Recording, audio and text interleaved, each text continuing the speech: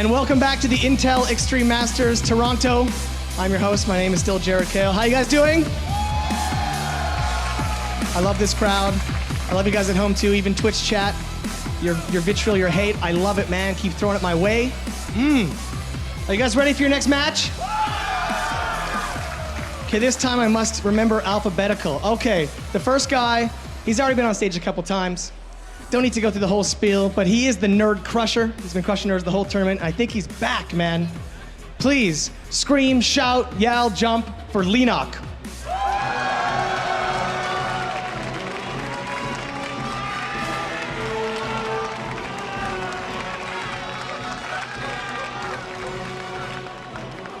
And his opponent, the first time on stage in this tournament, also from Korea, very recently joined Team TSM and another former Intel Extreme Masters champion.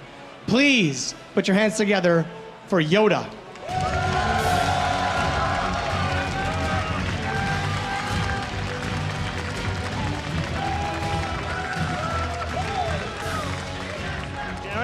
Back here on the couch then before the game kicks off. Very interesting this one. Kalaris and Todd are with me. By my reckoning, YoDa's 52nd in WCS points right now. Leenock 44th. So in theory, neither of them have a hope in hell of getting to BlizzCon, but they might just have a chance if they win this tournament. And suddenly these two have come from almost nowhere in relation to, you know, the stacked tournament that we have. Some of the bigger names are falling out of this tournament as we speak. Pulp, for instance, gone. The winner of Red Bull just a week and a half ago, gone. So that's how stacked this tournament. There's a big opportunity for these kind of players. YoDa and Leenock, who are kind of knocking on the door a little bit in the past, maybe have won one or two big championships in the past, and they're known for what they did years ago. But now, in 2014, right at the edge of BlizzCon qualification, these two have an opportunity. I think overall it's, I would say, more important for YoDa than Leenock, because YoDa is still in WCS Europe, right? He made it to the round of 16. He looked good in the round of 16 as well. So I think for YoDa, there is a legitimate shot if he did well here and then did well in WCS Europe. And me and Sean are touting him to do well in WCS Europe. Okay, well, what's the difference, Todd, as a player?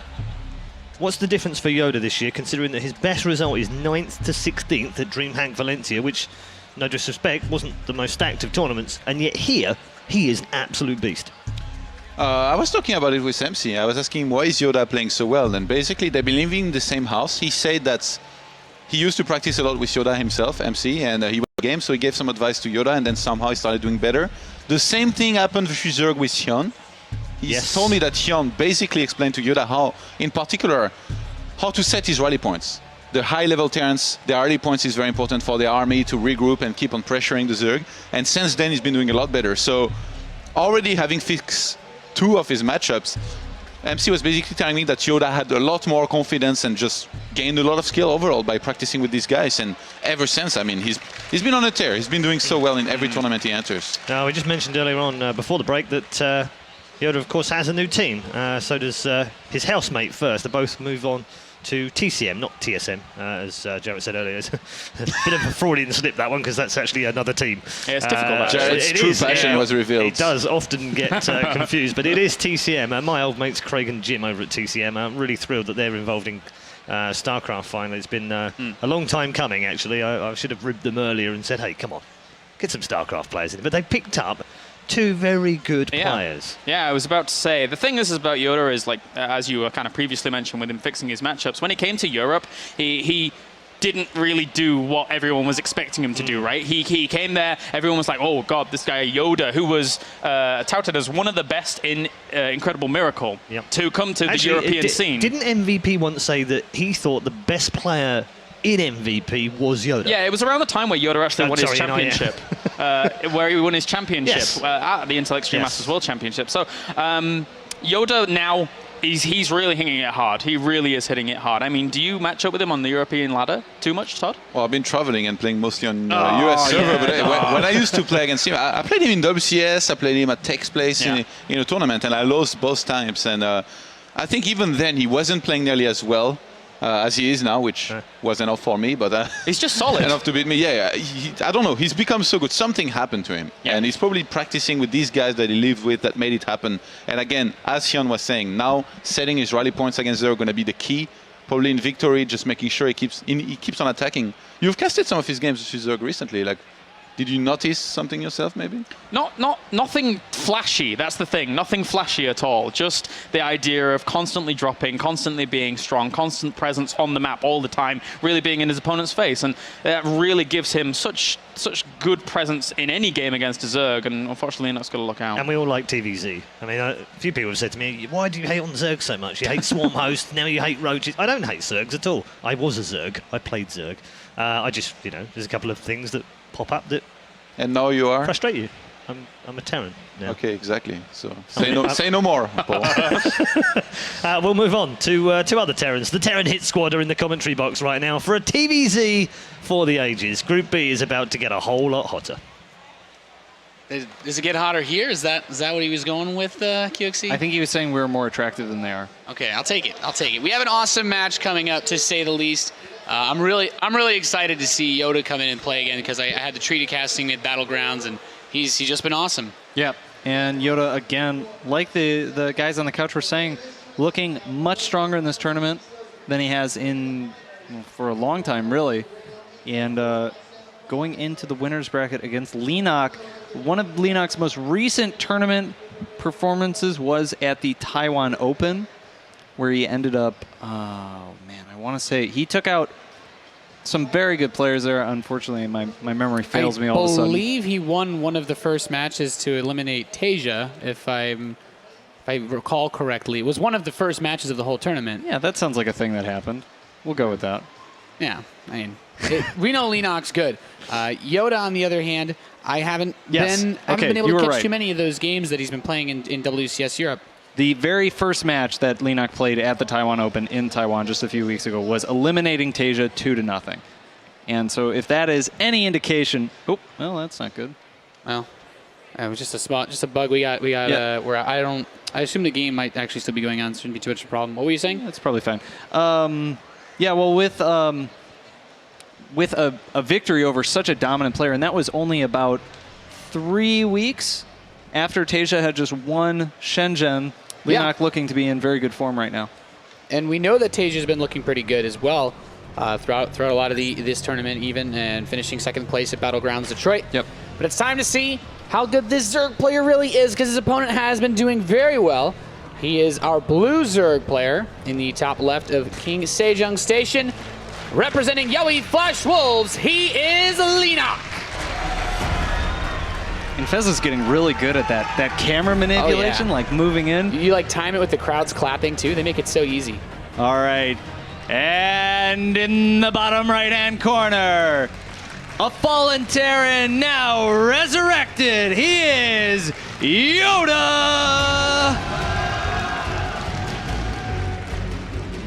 All right, let's see. Supply depot at the top of the ramp, so nothing too crazy. Barracks, boom, and we'll probably see a... Well, actually, this is one of the maps that a lot of people are favoring 1-Rex Expand or 15 gas on, in the hopes that you can catch that first Overlord. Yeah, and he opens with a fast gas, but we've seen it quite a bit.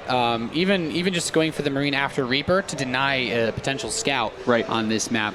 Leenock, I think it's safe to say this is a matchup where, unlike ZVZ, you definitely can be a bit more stylistic in your build choices, and as an aggressive Zerg player, I'm expecting to see some form of either Roach Bane or 1-1 Roach at least once in this matchup. Yep. Leenock, one thing that's kind of interesting is he uses his second Overlord is actually flies straight south, and Fez already highlighted that for us. And this is to check for proxy Reapers, basically. You'd never put proxy barracks with Marine pressure over there, but with that cliff in the back of your main, oftentimes you'll see an 8 barracks or even a 12 barracks going in that position. One thing that's also interesting is by doing that, Leenock's kind of thinking like, you're probably not going to 2-rax me on this map, because he has no drone scout and he has basically no vision in any of the areas where that 2-rax might come from. Yeah, and we know as observers that YoDa's not doing anything that crazy anyway. He's even setting the SCV before his Reaper comes out just to make sure that there was nothing like a very fast pool with trying to slip lings by, since this is one of those maps where you can use your Overlord sometimes. As you'd mentioned, if that second Overlord goes by the normal path, you can kind of predict where the Reaper will be and then have your Zerglings go the other way. Right, and we do see everything being completely normal from both players. Leenock hatch first, starts 2 queens. He's going to get... actually, no, not completely normal. Leenock's got 140 gas right now, and he hasn't started speed. So this is an indication he's just started speed now. Oh wait, no, I was looking at the YoDa, Terran's gas. YoDa's got I was a little looking, bit of yeah, I was gas. looking at YoDa's He gas. hasn't started his factory yet because he wanted to squeeze out the Marine after the Reaper. Yeah. Forget everything I just said. Leenock's playing super standard. The Marine or the Reaper here is going to get pushed back, and now, like you said, the factory has started. The reactor is going to go down, and does get one drone. Not bad. Yeah, that's Even a little. Some cheers for the poor death of that drone out here. We got some Terran fans, it seems. They just like to see things die. Oh, No matter what. sadistic. I thought the Canadians are nice, man. Like watching the drones die. Watch anything die. I bet. I bet if somebody killed the Autobot on this map, there'd be tons of cheering. If they killed the critter, the Yeah. poor defenseless critter, doesn't even have a weapon. Doesn't matter. It bleeds. Still bleeds blood. All right. Second gas was taken by YoDa. Important to note. So it's looking less likely that this would be a full-on 3 command center build. Yeah. No. Absolutely. More likely to get a very quick starport, or I would say it's crazy second factory, but it is a starport. Yeah. It's almost certainly going to be some kind of Banshee play. If it was going to be Hellbats, the second. Ooh, 2 lings go down.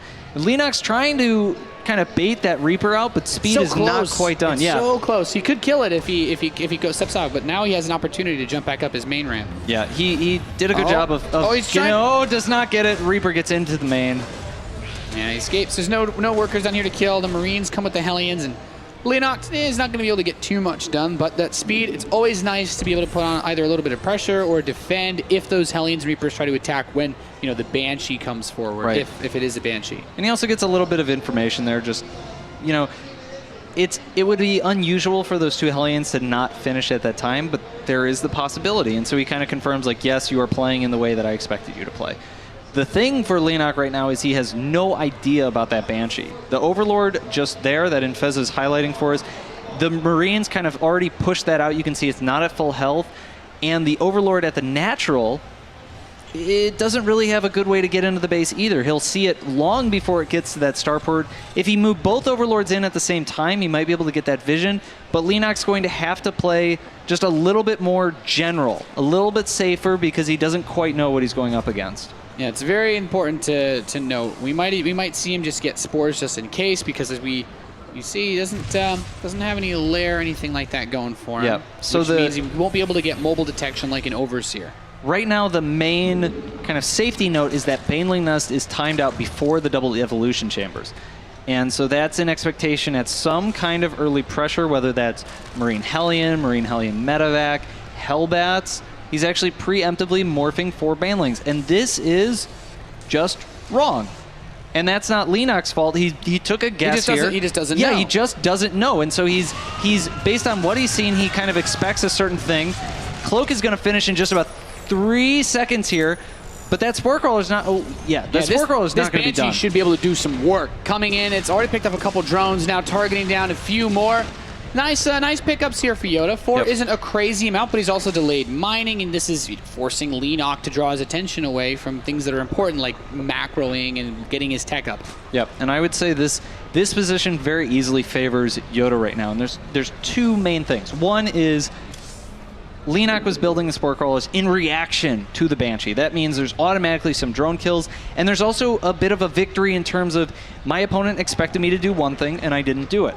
And so Leenock is now going to be thinking just a little bit slower because the game's not going exactly as he expected to. And the other thing is because he went Evolution Chambers before Lair, his mobile detection is going to be very late, and these Banshees should be able to get a number more kills. You can see the drones are already going back into the main because he simply cannot control the area between his natural and his third. And without creep spread between even his main base and his natural, the Queens have a hard time bouncing between those. And because of this, the Banshee's getting in around this much. He gets also all the scouting information that a scan could give you, knowing when the lair is going to finish. You're like, well, if I can see his lair is morphing at 10 minutes, I don't have to worry about Mutalisks for a very long time, which means I don't need missile turrets. He could take his third base more freely, but he's actually just ramped up a lot of production as well. Yep. And the upgrades, the advantage for Leenock, of course, will be in those upgrades. They're timed out to be about a minute faster than YoDa's, perhaps a little bit more. It's hard to judge exactly from those progress bars. But he's got so much counter pressure in this.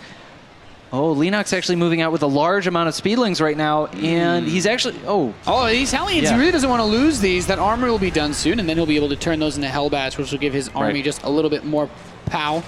It's kind of a thing. Since that armory change, the Hellions all of a sudden have this weird extra utility.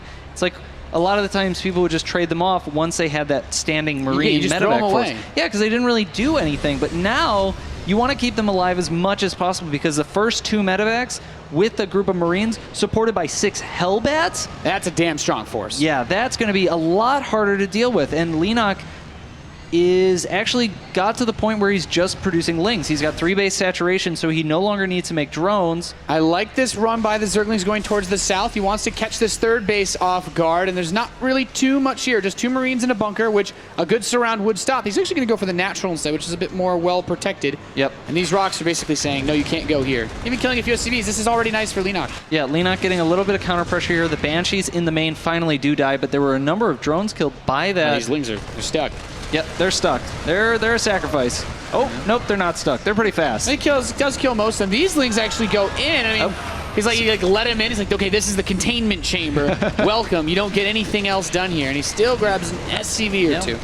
So, in terms of workers lost right now, it pulls YoDa's army back, I think, which is the most important part because this is where you want to stop the creep spread, but also you want to hit that 4th base. And now all the Banelings are about to finish. Mutalisks are on the way. This is still a very difficult force to stop if YoDa gets good splits because, as we can see, there's no creep spread south of this hatchery. He still has an opportunity, and I don't want to just say opportunity, but in Tyrann versus Zerg, you almost really have to put on a lot of pressure at where this 4th base is or kill all the creep. Right. The creep spread, when you're on creep, Zerg has the advantage. When you're off creep, Terran has the advantage. And that's assuming all else to be equal. This position right now, YoDa with a nice supply lead. And the Mutas are going to come in here, but this fight, if he wants to hold this 4th base, it's going to be off creep, and that gives YoDa a lot of potential here. Yeah, I like this spread out, keeping a couple Hellbats in front. You know, even though they're classified as light units and the Banelings deal extra damage, they still have a lot of hit points. So this 4th hatchery is as good as dead because, as you said, Leenock knows better than to try to take a fight off creep, but this counterattack simply shut down. Yep. YoDa doing a really good job here of not committing more forces to the fight than he needs to. He committed enough forces to that 4th base to take it out, and then instead of rallying everything across the map, he leaves some units at home. He's like I already took out your 4th. I already control this position uncontested. I do not need additional units to do that. What I need to do is consolidate my position. And you can see he's doing that now by continuing to rally units into his natural while maneuvering around the map a little bit, reducing the creep spread. It's so smart. Terran versus Zerg, I feel like rally points are like such an important part of this game because you want to constantly produce units, but if you rally to your army and a Zergling counterattack like that happens, you can lose a ton of forces for free. And these Mutalisks, be a little bit careful where they want to go. Yep. But YoDa's got so much of the rest of this game already rolling through his head. Another big attack's about to hit his 3rd base, but I love that he has a throw on the way. His 2-2's almost done. He's getting drilling claws. And this supply depot wall uses a lot of the Banelings that were with this force. Yeah, and that's not too bad for Leenock, but the Lings need to get out here. YoDa, again, he's just rallied so many units at home. Is he going to try to pull him back? Oh, great YoDa skin. actually noticed it, so that's smart move. Yep, paying a lot of attention there, and now Leenock's going to try and capitalize on the position with these Mutas. Oh, but 3 turrets. Yeah, YoDa just knows how to stabilize his position so well. YoDa's just really solid. He hasn't done anything particularly fancy in this game yet, but everything has been really patient, really thoughtful. You have a Zerg player on 3 bases. There's not really much else you need to do right now as YoDa other than keep him on 3 bases as long as you can, take your 4th base, and most importantly, I would say for the end of the game, stop the creep spread, which he's done a great job of. It hasn't passed the halfway point of this map at any point. Yeah, and a big part of that came out of the opening that YoDa chose to do. With the early Banshees, he's going to force, basically the Queens can't move out. They can't put those extra new tumors down. That makes it very hard because of that pressure. But it looks like a big run by here. YoDa has kind of lost track of Leenock's army, and he's going to be able to get in here. The Widow Mine does hit one Mutalist, but not too much damage done, and YoDa is going to have to come back home. There's a lot of units at his 3rd right now. Yeah, trying to focus down that orbital command. He's bringing over the Widow Mines as well. SCVs are repairing. I think he should be able to save this now that the Thor is here, but as long as there's still workers repairing underneath, he should be fine. Yep. So the 3rd command center does stay alive, but YoDa's lost a lot of... He's going to bounce into the main. Yep, and YoDa's defenses here are not quite as good as they were in the natural. Actually, he could leave these turrets and just deny mining at the bottom of the space, kill some supply depots, things like that. And those engineering bays are pretty exposed. That's going to be like a really nice target to get, but YoDa bought enough time with that missile turrets. Drops the top right side. Of course, this is that 4th base that Leenock desperately needs. Yep. And he's going to defend it for now, so the base finishes up, but you know, an 18-minute fourth, there's not too many Zergs that would be happy with that. Right. The thing for Leenock right now is YoDa's down to only 53 SCVs, and that's going to make it hard for him to actually really use the fourth base. You know, the main isn't even mined out. Like, he's got a fourth command center, but he may end up kind of hurting himself at this point in the game because he's spending 550 minerals, CC plus planetary plus turrets, and he can't really saturate it at this point. Yeah, it's kind of an interesting situation. I guess at the very least, once his main does mine out, he of course can just move over there. Right. He can drop his mules there to get his money up faster. But I don't think it matters too much when you have other mineral patches available. Right. A fourth base this early is a way to solidify his position in the next couple of minutes, but it's not really increasing his income in any meaningful way right now. And he's got a nice little bit of security lined up. What's really important is the 3-3 about to finish up. The infestation pit has only just started, so we're very far away from a hive, which means very far away from any +3 upgrades, and most importantly, some of those more powerful units that can deal with large numbers of Marines, like Ultralisk. Here we go. Trying to hit for both sides. Leenock steps in. There are a lot of Banelings, the Thor targeting down those Mutalisks, but he has enough forces to clean this up, and he picks up one of the Thors to retreat with, but he does have the planetary to at least try to fall back on. Yep. And Leenock did a really good job here of actually taking his whole army and pushing it to the front, but he may be overextending just a little bit here. The turret's doing a lot of damage. Some Mutalisks do go down, but Leenock has to back up. Scans does not even get caught by those Banelings. I was going to say, that's a great time to burrow, but then YoDa's just paying really good attention to everything that's happening. Now the Hive begins too. Yeah, the Hive just started. +1 Carapace for Mutalisk has started. I don't think it's called Carapace. It's called something, though. +1. Oh, it is called Carapace. All right, cool. Interesting. So anyway, Sensor Tower is going to give YoDa a ton of control in the center of the map. That makes it really hard. Like, basically, any run-bys that go to YoDa's third now have to go around the Watchtower, which is going to increase the travel time pretty significantly. Lings, of course, being very fast. And YoDa, again, what keeps happening is he's losing track of the map. He's losing map control and map awareness, and that's allowing Leenock to set up these counterattacks. That flank was so beautiful in the last fight because YoDa will max out again. Sure, he's a little bit ahead in supply, but if we look at the bank of Leenock, if YoDa takes another bad fight, he's almost out of the game because he's going to have very few resources to fall back on since his main had naturally mined out. So now he is going to move over towards this third base. The bunker is very nice without Banelings. It's a bit harder to crack, but he's still focusing down the workers and trying to delay that economy, prevent YoDa from building a bank and being able to comfortably max out. Yeah, and the Ling Muta run by here, it's all about using the Lings to break the position. The Mutas are what are really doing the most amount of damage. As soon as the turrets are down, the Mutas are so mobile, so flexible, you can bounce them from base to base, and YoDa's going to have a very hard time actually moving out right now with these Mutas, able to go back from the main, back to the third, back and forth, back and forth. So we're seeing another big move out from YoDa. He's ahead in supply, but Leenock's been saving some money. Of course, he wants to switch into Ultras, which is why he doesn't want to spend his resources. He's going to have to spend it, though. He does need a lot of Banelings. Yeah, he needs to spend. He needs to get Lings and Banelings out. He doesn't have time for Ultras because even if he were to crank out a few, without +3 armor, without chitinous plating, they will actually just die very, very quickly to the Marines. Yeah. As soon as chitinous finishes, those Ultralisks become much more effective. Especially YoDa has a very low Marauder count. He does have those 2 Thors, which are a great boon to him, but I don't think he's really going to have time to make Ultras. If he loses his fourth base, his economy is going to be too weak to continue, and Leenock's actually moving in. You know, I really like keeping the Marauders up front with the Thors because the Thors will automatically target Mutalisks to try to pick out the Marauders, and the Marauders simply aren't vulnerable to the Banelings. So he comes in once again. Now that this time there are a few Marines up here, but the majority of them still intact. He's pushing on this fourth base. He needs to be careful, though. He's stepping on creep, and there's still quite a few Banelings left, but I don't think YoDa cares as long as this fourth isn't mining. Right, and he's actually evacuated the fourth. Basically what Leenock is playing for now is he's giving up his current economy in order to play for a major battle as soon as his Ultralisks come out. He's going to use that to restabilize. And actually, YoDa overestimated the forces there. I don't know if he was attacking Larva or something, but the fourth does not go down, and YoDa's now coming back. We're going to watch this Ultralisk get closer to this fight. I mean, YoDa's priority should just be kill this hatchery and get the hell out, start cranking out maybe a few more Marauders. He sees the first Ultralisk, and it doesn't have all the upgrades it needs, so it dies very quickly. Yeah, and at this point, it's getting, the supply disparity is getting so big. Some Infestors are coming out, but YoDa has over 30 supply more in his army than Leenock. Whoa, Greater Spire on the way, so Leenock with the Infestors, you know, they're great for locking down BIOS so that Ultralisks can get on top of them since they kill Marines very quickly with that +3 armor and with chitinous plating. But this also gives them an interesting segue into Infestor Broodlord, which YoDa does not have the current infrastructure to deal with. Yeah, but Leenock really doesn't have the economy. Yeah, he doesn't have the economy to make a Greater Spire work. If you imagine, let's say Leenock wants minimum 4 Broodlords.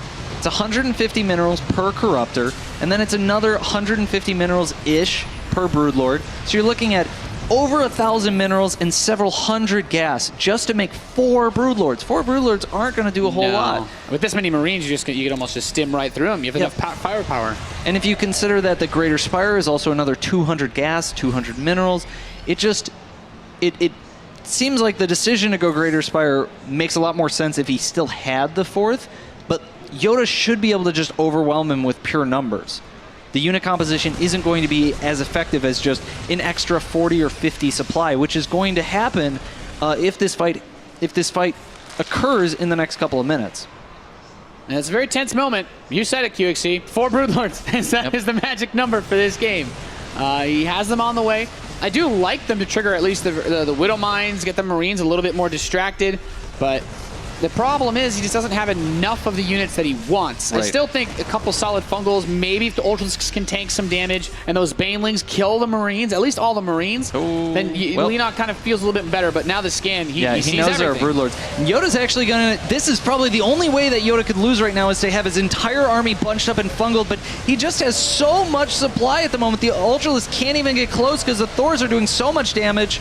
Yeah, I mean, the Marauders are up front. He's trying to pull the bio back. The Banelings are going to crash into the Thors. That's not quite going to cut it, QXC. And even though YoDa will trade out a lot of his resources, look at the production tab. Leenock, he's broke. Maybe he can build a couple more Ultralisks. Maybe he wants to put out 20, 30 more Zerglings. Right. But outside of that, YoDa's just going to keep cranking out Thors, Marines, and Marauders all day. GG. First game going to our Terran player. And... That was a really straightforward game from YoDa. Yeah, very well played. I think Leenock got a little unlucky at the beginning, guessing wrong, made the early Baneling nest, made 4 Banelings, the late layer, and that all translated into basically no creep spread at the 4th. The no creep spread at the 4th meant that YoDa's very first attack was going to be at Leenock's 4th off of creep. And that means that it's going to be an incredibly difficult engagement for Leenock to take efficiently. We saw he was able to defeat that army kind of once, kind of twice, but he wasn't economically strong enough to actually carry that into an actual advantage. Like, he kills the army, but he loses so much doing it that it's not really a victory. Yeah, I think a very good point you make is about the lair timing, especially because without an Overseer, you Queens, I guess you said, you don't want to move them out against Cloak Banshees since they'll just die. Right. But on top of that, the Baneling nest, the gas it requires, 50 gas, doesn't seem like a lot. The 4 Banelings, each of those is 25. And suddenly, you have a little bit of extra gas if you had just gotten your lair and built the Spore Crawlers. You have your lair faster, which means you get Overseers faster. You can try to spread creep. Of course, it's a lot easier to look at this in hindsight because if it was some sort of 3 racks, Marine push off 2 bases, and you build 3 Spores, you're just dead. Yeah, I mean, so the Banelings, I think Leenock was expecting Hellbats. That was kind of what I gander based on the early Baneling timing, the kind of large amount of Lings that he had, the Queen positioning, but was not what he expected, did not commit enough to really make the scouting happen the way he wanted to.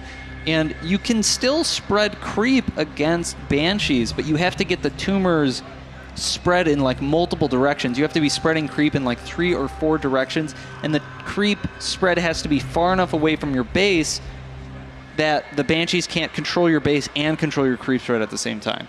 It's really important as a Zerg player to have just enough vision to hold these kinds of plays off, but when you can't get vision, when you can't get scouting, life gets rough, guys. Of course, this is the winner's match of our second group here that we're looking at for the Intel Extreme Masters Toronto. Winner is going to go to the quarterfinals of the entire tournament, and this guy needs to win 2 games to advance on. He is our blue Zerg player in the south position of merry-go-round, representing Yowie Flash Wolves. He is Leenock.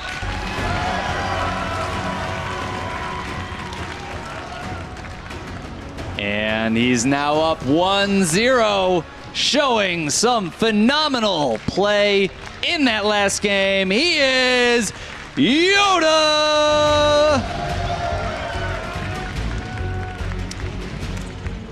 Merry-go-round. Often we see roaches on this map or various early timings. Yeah. There's a pretty large ramp into the natural that makes it a bit harder for Terran to wall off. Sometimes we do see Nidus on the map because of the large main. Yeah, I agree there. This is one of those maps where the aggressive plays come out a lot more. The first thing I'm like looking at is like, is he going to move an SCV out early on? Whenever I think of this map, when I think about Terran versus Zerg, I always think about Maru, who 2-Raxes. 2-Raxes. Literally every single game he plays in this map against Zerg. Without exception. I tune in, I'm like, I can't wait to watch some good Terran play, and then half the Koreans will always 2-Rax on this map. I've even seen Pult 2-Rax on this map, and he doesn't even 2-Rax. I don't know what it is about merry-go-round that draws. It brings the 2-Raxes to it, like the claws. Yeah, man. It's just some sort of gravity towards aggression. I think, you make a good point. Perhaps maybe Terran players don't feel as comfortable going up against those big, fast, aggressive plays when mostly we as Terrans like to get fast third command centers, but this map doesn't really like fast third bases when you're up against any sort of aggression. And I think, like you said earlier, roach plays are extremely popular, and I'm still holding out for it. I'm expecting to see a roach play in this series out of Leenock. Yeah, that last game he played pretty defensive, but for anybody who's watched a lot of Leenock's play, defensive is not really his name. It's not a style at all. Yeah, he just always attacks. He just always I was so surprised to see him go the Baneling Nest. I was like, oh, he's gonna all in, like typical Leenock, and then he just made 4 Banelings and defended, and then he got double upgrades. I was like, I don't know who this is. What are we watching?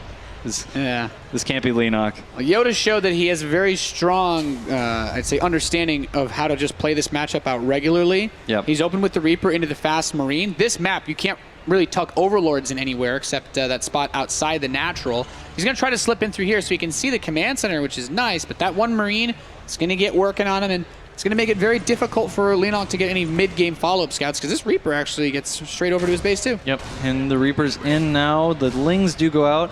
One Ling does not quite go down, and the second Ling takes a bit of damage. The Queen's going to pop out in a moment here. Oh, one Ling dies.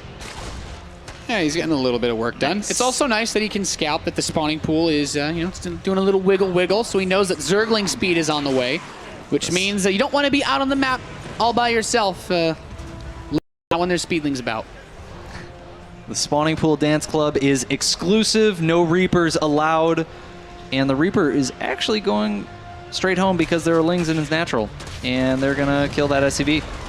That's a nice little juke play to get around the Reaper there. Yep. You mentioned this before. It doesn't seem like a huge deal. Yeah, it's just one worker, and the Reaper technically has killed more resources worth than those Zerglings did. No, but you delay the expansion, that can mess up, as you said, your supply depot timings. Yep. I always get supply, even if I lose it, I don't realize that 30 seconds have gone by. I'm like, why can't I build my first 2 Hellions? Yeah, and you can see right now, YoDa cannot build Hellions because, and this is all because that SCV in the natural died. If that SCV was done, hadn't been interrupted, he would have been able to start his 2 Hellions right away. And actually, Leenock knows now. He's got into the base with that Overlord, tucked away.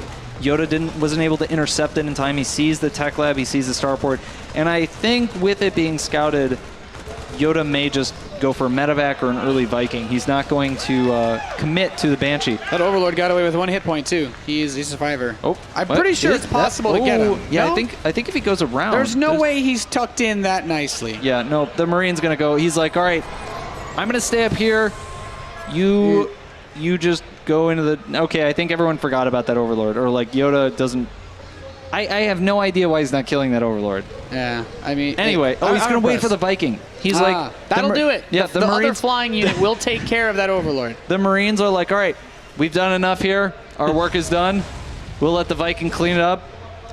Oh, nope. The Marine's just going to... Oh, no, he's still not going to... he still can't get it. He's just hanging out. So he's got his Hellions and his Reaper kind of just whacking away at that third base. Hey, Good night. Hey! All right. The Overlord led a very ambitious life. It wasn't meant to be. Why is he getting double upgrades? I thought Leenock was going to attack him. He just wants to grind it out, it seems. Yeah. Last time I saw Leenock play, he was doing some crazy aggressive builds at MLG Anaheim, at least versus Terran players. So. Yeah, like Roach Bane. Really early Ling style, like 1-1 Roach. Lots of very early aggression, but against YoDa, he's just double upgrades and let's let 4 Hellions run into my natural. And he doesn't really have much in the way of dealing with this. No Zerglings at all, and drones. Drones are going to burn. QXC picking off already, I think, quite a few, and these Hellions still have a lot of hit points left. Yep, and right now another couple of drones go down. Leenock at least made a lot of drones, so if he loses some, he's still got a bit of an advantage, but workers lost, man. 11 workers killed. That's too many. There's really no reason for that to happen. Yeah, it's a really nice pickoff for YoDa. He has to spend his larva and his money on getting those more drones out. He still doesn't have any map control because there's not a crazy amount of Zerglings out on the map. Yep. He's going to run these 2 up. He's going to be like, yes, I'm building Marines. This is a very standard build. Well, he saw the third. Crazy. He saw the third. So he knows that he can drone up pretty confidently. He doesn't have to worry about Hellbat timing, big stim, an early stim push, which is often what you would see as a follow-up to this Viking. And actually, even with those drones that are killed, I think Leenock is still he's in a very solid economic position. Yeah, I really like the upgrade spot as well, because that makes any fast push that YoDa does, especially if he hits before his 1-1 completes, a little bit more tricky to be cost effective with. Yeah, and I think what kind of happened here is YoDa was probably planning to go Banshee again. It got scouted, but he was already on 2 gas. And a starport. Right, and the starport, you're like, okay, I'll make a Viking, and that's fine. But the 2 gas, you end up with just this like big influx of gas that's delaying your 3rd command center. It's delaying your additional barracks. It's delaying basically anything you would want to do if you're not going to actually put it into the Banshee and Cloak or Medevac and Armory or something like that. Yeah, YoDa's going to take his 3rd base. You make a really good point. Leenock has spent his gas very quickly. He's gone straight into those 2-2 upgrades. And because of that Hellion play that he did earlier, that he traded for those drones, he doesn't quite have the same level of firepower, I feel, when his armory finishes up. And surprisingly, he is still building Hellions. And those are going to die. Well, I think YoDa...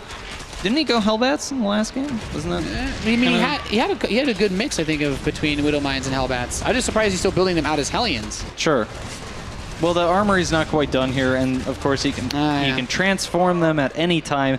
2-2 is started for Leenock, and Leenock is just he's just got a very solid control of this game, and I think he's bounced back very nicely. Pushing that 3rd base away is always really nice. And look how many units he's building. There's a lot of Banelings on the way too. Oh no, he's backing up. YoDa with the Banelings? Yeah, I thought he had a lot of Banelings for some reason.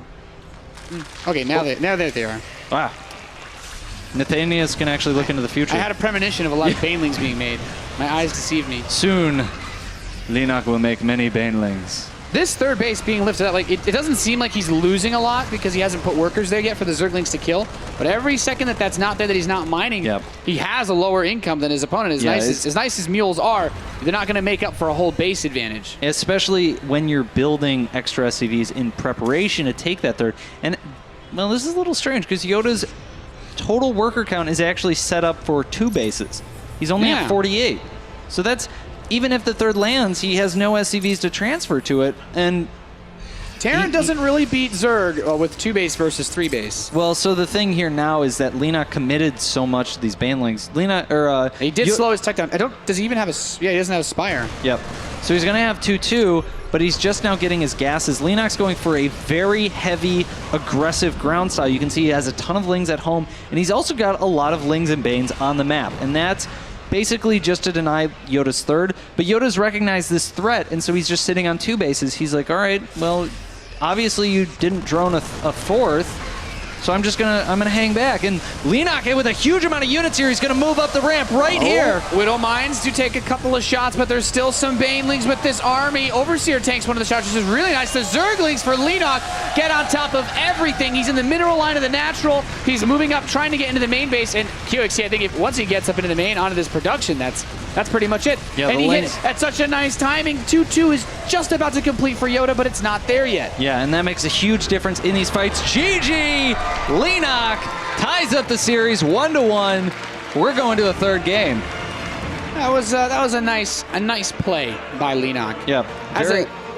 As a Terran player, I find myself in a situation sometimes where you feel like there's some Zergling pressure coming at your third base, and you're like, okay, well, lift it up now. And it's still very easy to have your army out by your third and think he's not going to commit to a big attack. Right. But recognizing something like you pointed out, there's no Spire, the gas is only going to go one way, and that's towards those Banelings. Yeah, and when YoDa was kind of planning to move out, he could see all these Lings being rallied across the map, and it's like, there's only one thing that this is going to be. If he had tried to hold his third, it would have been even more of a disaster. But I think it mostly started with that early scout, and then YoDa's transition did not put him in a position where he could like do anything. You know, double gas, fast starport, then he makes one Viking and gets 2 Overlord kills. Yeah. And it's like, no, that is not enough to compensate. And it makes sense that he would change what he wants to do because it got scouted, but the transition needed to be something else. A little bit smoother, maybe. Yeah, like just something that...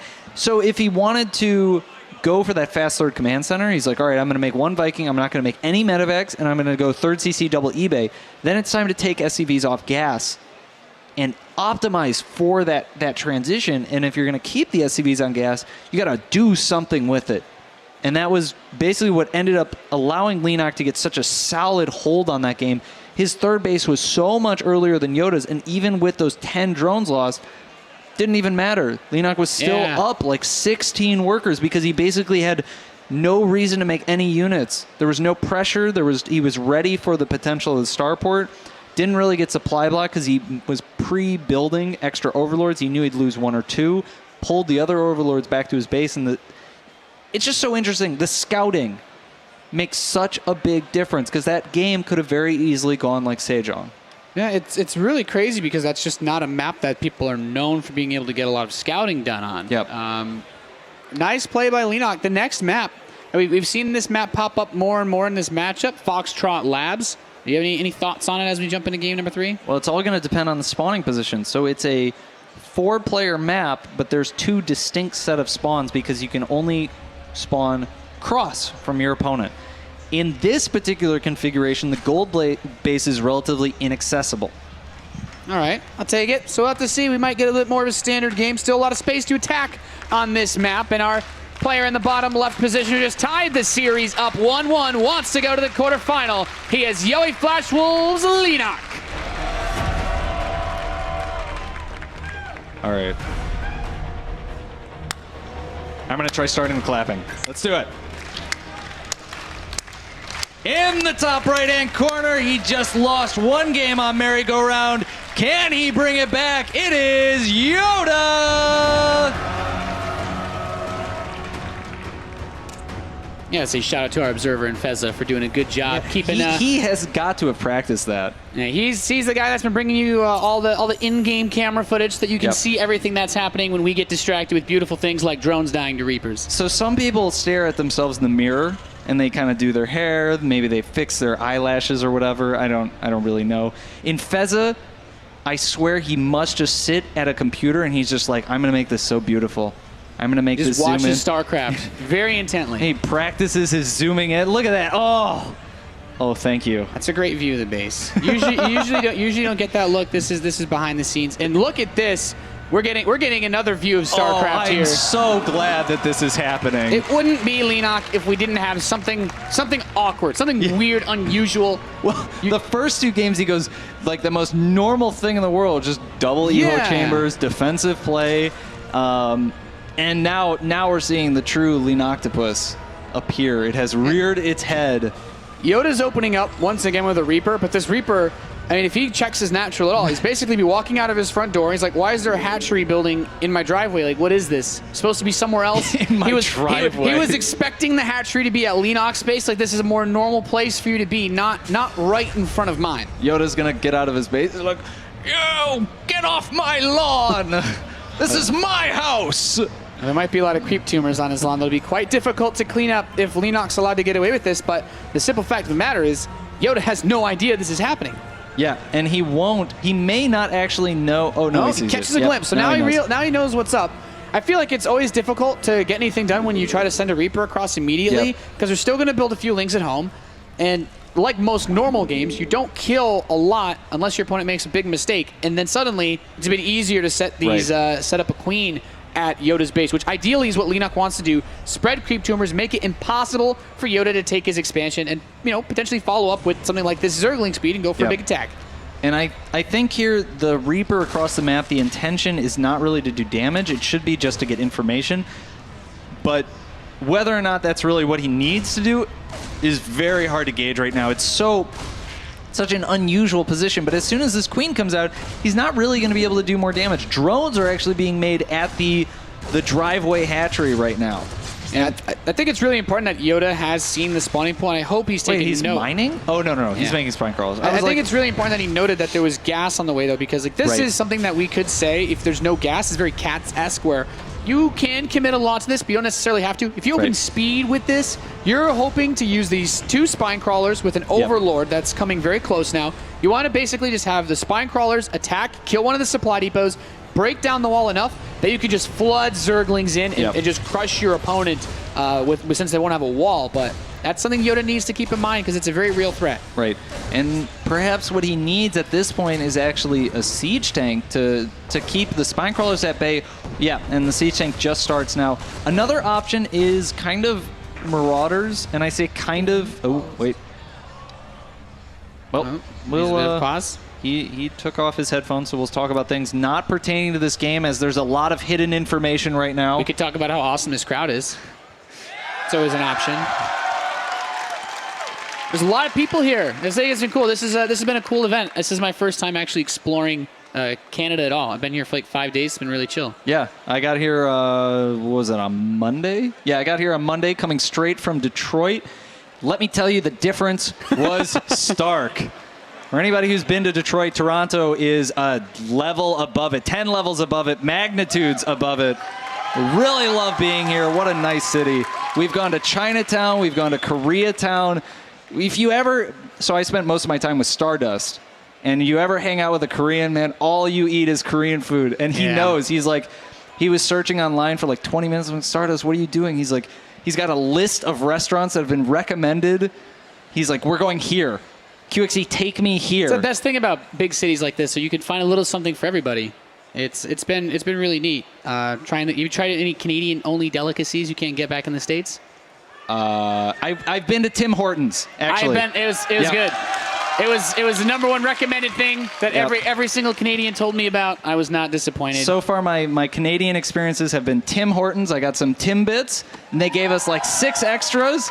We came in. I was like, Kane showed me the place. He's like, all right, you're gonna eat these. I was like, okay, whatever you say, Kane. And we're talking to the cashier. I'm like, yeah, I'm from America. He's from Korea. Stardust was with us, and he's like, oh, foreigners. He gives us like 6 more. All right, here we go. And I also had pizza, which was surprisingly good. I am a pretty healthy guy. I don't really like pizza in general, but that is some of the best pizza I've ever had. I'd say the Canadian experience has certainly not disappointed. Of course, we're just trying to make sure everything is all right with Leenock's setup before we go back into the game. And as you said, if the headset's off, we don't want to talk about anything pertaining to the game. Yeah. Well, I was kind of joking. Like, I don't think there's really any hidden information at all in this game. Yeah. Like, what does YoDa really not know? You know, he's like, well, there are spy crawlers by natural, and he's seen the bunker. There's a lot of stuff, but. Better safe than sorry. Don't want to have any kind of issues with that. Look at this awesome crowd. There's so many people here. It's pretty awesome. That's a zombie. There is a zombie in the There's crowd. a Team Liquid zombie. And this guy, he really wants to be in that shot. You should just follow the camera. Stay in that shot. GG ACC. Oh, yes. Is that Rifkin? Or that's one of the base trade and there's TV Tempo. Twitch emotes. Tempo's got his... Tempo with the tiger hat? Yeah, he's got a tiger on his head. And he's got his stim shirt on. Stim. That's all I do. Yeah. There you go. Any of you big fans of Tempo? Yeah? I'm a big fan. I love Tempo songs. Really brings a unique perspective to the StarCraft community. Yeah, he's cool. He was hanging out with us in Detroit. We've been traveling through. Been a lot of North American events recently. It's been pretty cool to see. Although I will say I'm quite happy we've come to Toronto. It's been quite nice. Yeah. It's been quite nice. Yeah, it's been it's been quite nice. And the internet cafe, so me and Kane and Stardust, we were kind of exploring the city. We checked out a couple internet cafes. One was like, everybody there was probably at least 50. And I was like, can we play StarCraft here? And he's like, yeah, sure. And we like sat down. The internet was terrible, so we left.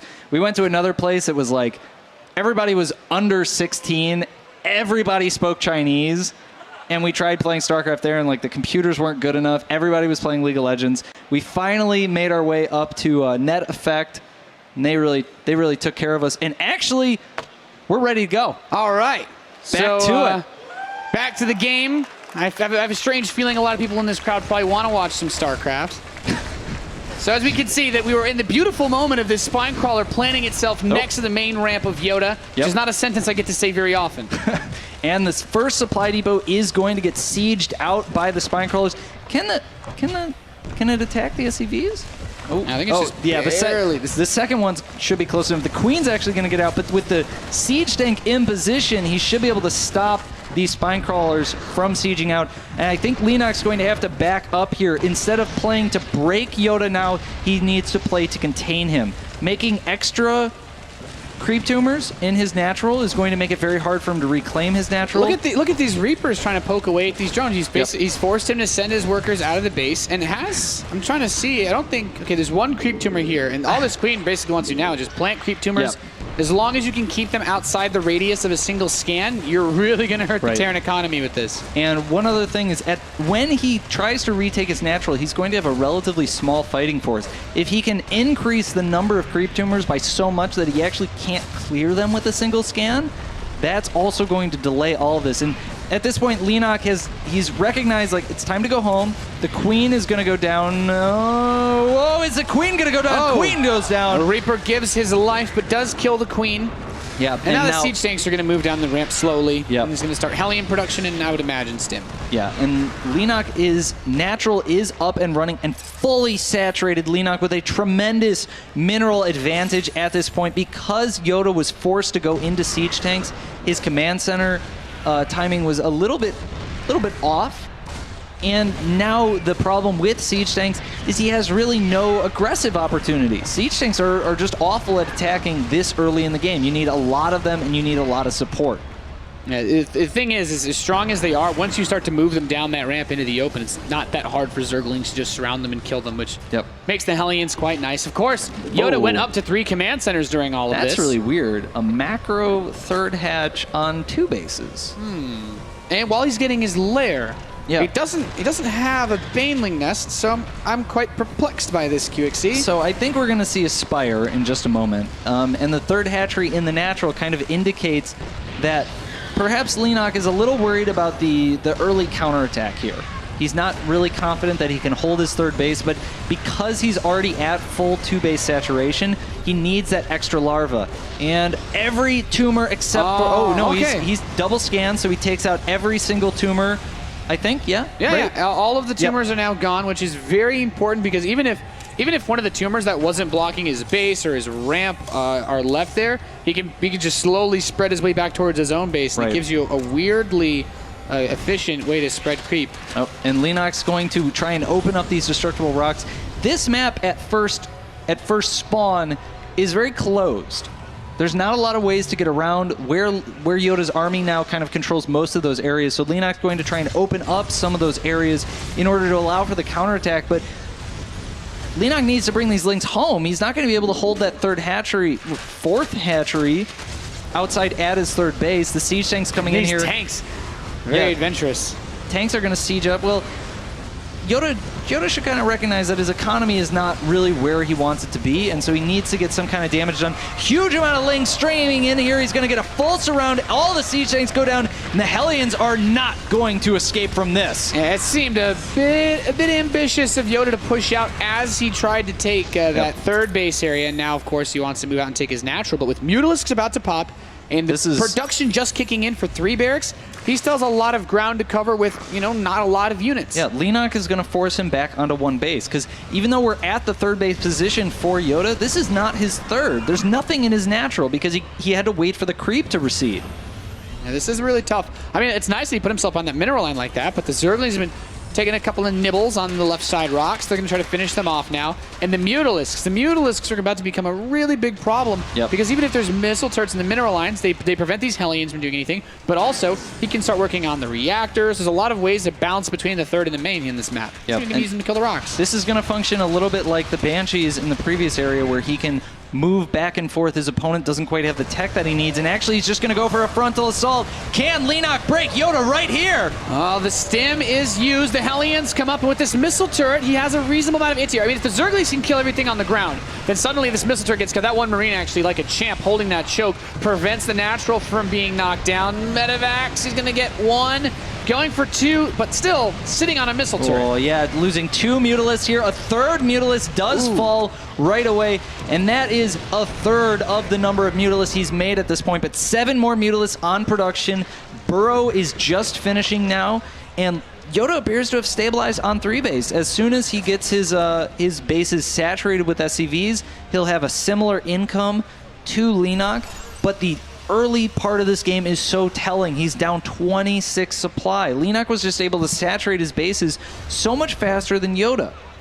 Yeah, there's a couple of weird things going on in this game. The evolution chambers, of course, because of the way that this opened up with so much gas being put into fast mutas, he has very late upgrades, and +1 attack, only +1 attack was finished for YoDa, which does give him a pretty significant advantage against just those straight Zerglings, which helped with that hold. But as we can see, one missile turret does not minerals and gas cover. It's not enough. Ah, I understand the syntax in that sentence now. Here we go with the Mutas flying around and a couple turrets.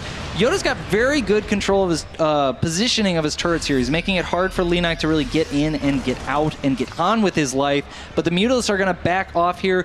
4th hatchery going down, and the creep spread is going to look a lot stronger. By the time YoDa can actually get to that 4th base, he should have to go through at least like a screen of creep. Because Leenock's doing such a good job of pinning him back, the Mutalisks are keeping really good eyes on the Medivacs, making sure that they do not go anywhere unless he allows it. Yeah, Baneling speed's almost done, which is, of course, very, very important. That 4th hatchery on the way. The burrowed Banelings. YoDa's done a good job of scanning, but those are usually in the heat of the moment. If he doesn't expect it, right. I mean, he could. Ideally, what you want to do, of course, is have the Mutalisks just poke a little bit. All the Marines chase, and the Terran's like, I'm going to kill some free Mutas, and then everything dies. So far, all of the Banelings that YoDa has had to deal with that were burrowed have been Passion Banelings, done, as you said, in the heat of the moment. These are more of the cold, frozen Banelings. The scale. Oh, he knows. He's a ninja. The star sense. I will say I've lost. I think you and I probably both lost our fair share of games walking up ramps without scanning. Yeah, and it's really just one detonation. It's one detonation will do it. Yep. You lose 10 to 15 Marines, and all of a sudden your opponent has an overwhelming army advantage. They force the fight right there. He's just going to burrow 2 more Banelings. I mean, eventually YoDa's not going to... Leenock's like, he's not going to scan at least once, right? Like, come on. He's not going to scan this time, is he? Maybe. You're standing in the danger zone, my friend. Wow, that was really close. And those Marines are very bunched up right now. Nope, not going to do it that time. Ooh. He's trying to... There's no high ground. Oh, no, he's scanning. YoDa is so scared right now. He's scanning all over the place. He's keeping my heart rate up just watching him step over these mines. Did Leenock finish destroying? Yeah, he's finished destroying those rocks. So he's going to try to swing around. I love this. Really good counterattack opportunities here with the Widow Mines. Huge detonations on the Lings there. I think a lot of the counterattack opportunities just went bye-bye. He does have some pre-planted Banelings here. Here we go. The bait. No. Oh, God. Great pickup. Yeah, big amount. And then he scans after. He's like, well. At least there's no more Banelings. He's definitely sure of that. Drop's going to hit the natural expansion of Leenock. 8 Marines tucked behind a mineral line and a spire. Definitely not easy to get to with just Zerglings alone. He needs some Banelings there in order to really clean that up. But because Leenock was so aggressive with his whole army, like, Medivac does a huge amount of damage. Killed 2 queens, I think. 1 queen, whatever. A bunch of Lings went down. A couple of drones. And more importantly, it forced a lot of units back. So now YoDa is able to get out on the map and set up his own burrowed thing. There's a Widow Mine. Wait. Oh, Fessa, show it. Yep. Oh, see? Widow Mine. Off a Mutalisk. Told you. Anyway. I didn't doubt you for a second. Fourth command center is on the way for YoDa. And he sees that. Oh, no. Leenock should have seen that with the... Oh, wow. Nope. Okay. Okay, and a little bit of engagement here. The Lings going in, surrounding the Marines, and YoDa's army is a little spread out, preemptively scanning, worried about those Banelings, but Leenock doesn't have any Banelings with this counterattack. He really needed to not fight anything. Yeah, I mean, Leenock has made some fancy moves in this game, but at some point, when you get a little bit too fancy, and then you start to realize that, yeah, you've taken some cool trades, you've had Banelings be burrowed in cool places, but then you're like, wait, I actually lost a ton of Zerglings, and I don't have an army that can fight what YoDa has, so I just need to dance around with my mutas. And he hasn't really been spreading creep in the way that I expected him to. The creep on the left side of the map, he never started it from that fourth, and the creep that was out into the center of the map hasn't really been developed. He spent so much time just trying to get YoDa to run over the burrowed Banelings, and it just wasn't happening. And right now, YoDa's got a really good two-pronged attack here. Yeah, I love that drop behind the natural. These Banelings will come up. They'll clean out a lot of the forces, but that Widow Mine really doing a great job of at least getting something back. And the supply still tilting ever in favor of YoDa. Leenock has some money, but it's going to go straight into Zerglings, and he needs another wave of time to get out Banelings once those finish. Yep. He needs to... Leenock's been down in supply for a couple of minutes now, but it's weird because he's been up in money. He's sitting at over 900 minerals, almost 1,400 gas, but he's down about 20 supply, and that could easily convert into the army supply that he needs to have a force out on the map. It's going to take out one more Widow Mine. The Queens are being a little more aggressive here about spreading that creep, and Leenock just cleans up that drop, no problem, and now YoDa's actually going to move in here. He's kind of a lot of these Zerglings are trapped. Yeah, he's sectioned off the army there, but he's actually going to back up a little bit. Oh, the Widow Mine, the Widow Mines! Oh, the Widow Mine's doing a lot of damage there. A nice pickup for YoDa, who has secured his fourth base. Leenock has the, once again, Ultralisk Cavern on the way. He has his Pathogen Glands, his +3 upgrades, but YoDa... You know, that's just kind of the way that Terran works. You get your 3/3 a little bit faster. However, he actually did not start his +3 armor, which could end up coming back to haunt him a little bit. Those Zerglings would be more effective than they should. +3 armor is definitely a very, very important upgrade. And Leenock actually getting Pathogen Glands here, getting ready for that Infestor transition. And he's, again, going for that counterattack. There's nothing really at the third here besides a relatively small group of Marines. But Leenock's going to not... Oh, there's more Marines and a Thor. He might catch these mutas out of position a little bit. The Thors want to grab them. These Zerglings are going to die either way since there's a planetary fortress here. Yep, so the fourth is secure. YoDa just has all these positions on lockdown. The Widow Mine's burrowing now, and the Lings are all going to fall. The muta's taking a little bit more damage here, and I think YoDa's recognized that he has control of this game now. There's no more counterattack opportunities. It's time to get out on the map and make something happen. What is important to note is that there are still as many Banelings as Marines, and YoDa's going to need some good army movement coming forward here. Now down to 37, so he's getting some okay trades. As long as you have some Marines left over once these Banelings are gone, it's hard to lose a fight. Yep. And YoDa is forcing the issue before Leenock really wants to. 5 Ultralisks, several Ultralisks on the way, and they are just getting caught. Yeah. The Marines actually cleaning them up, and with so many Thors, even the Ultralisks are not going to make as big of a difference here. But Leenock's coming in with all of his Banelings now. The Infestors trying to land some fungal growths. Don't hit them in time, though. The Mutas list coming in. GG! YoDa takes it 2-1.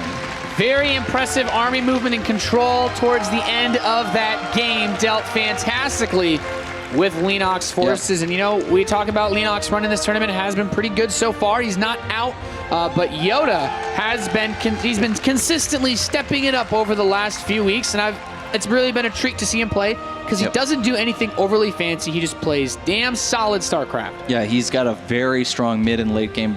Very much thought that it was going to go to Leenock in the early parts of that game. He had a significant supply advantage, huge amount of worker advantage, but Leenock just seemed to always get caught up in trying to make something happen now.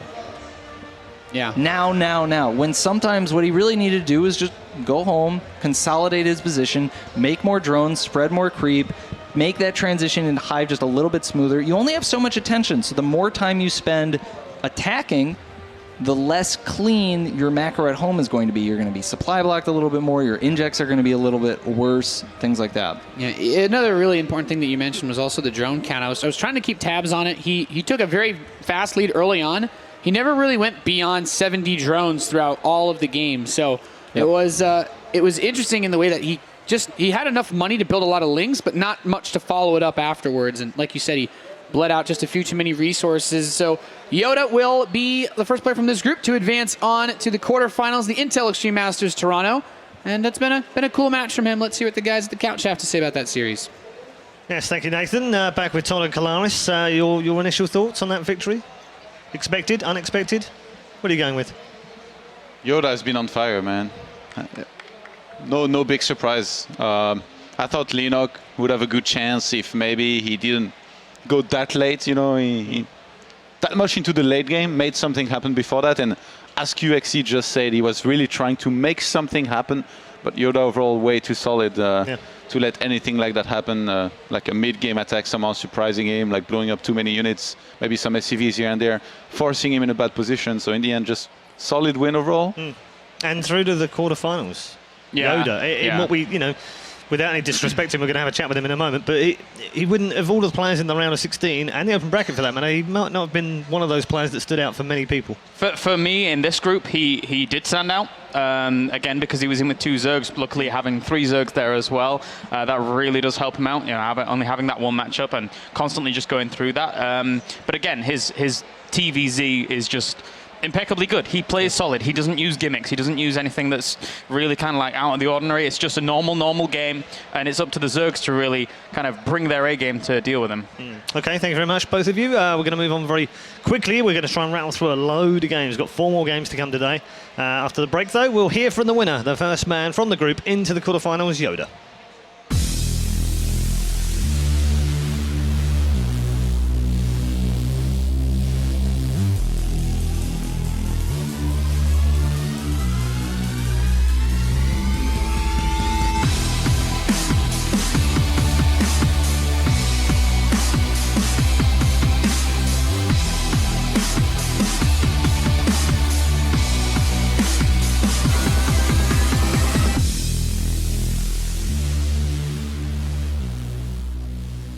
Okay, YoDa's with us on the couch. Congratulations, YoDa. Fantastic victory.